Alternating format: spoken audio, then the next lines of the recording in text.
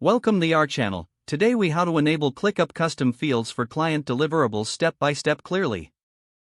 Open ClickUp and log into your account. Navigate to the workspace where you want to enable custom fields. Go to the specific space or folder related to your client deliverables. Click on the settings icon in the upper right corner of the screen.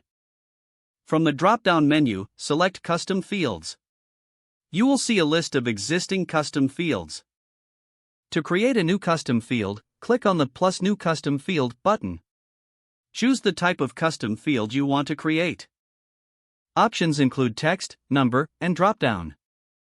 Give your custom field a descriptive name that reflects its purpose. If applicable, set default values for your custom field. If you chose a drop-down type, add the options for the drop-down menu. Once you've configured the settings, click on the Create Field button. The new custom field will now appear in the list of existing custom fields. To add the custom field to a specific task, navigate to that task within your space or folder. Open the task by clicking on its name. Scroll down to the Custom Fields section within the task details. Click on the plus Add Custom Field option. Select the custom field you just created from the list. Input relevant information or select options based on the type of custom field.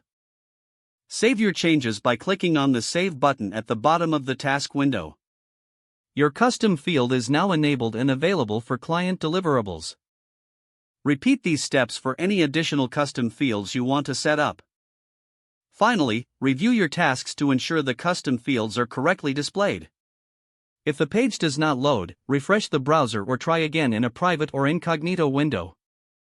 Make sure you are using the correct email address, then retype it carefully to avoid small typos.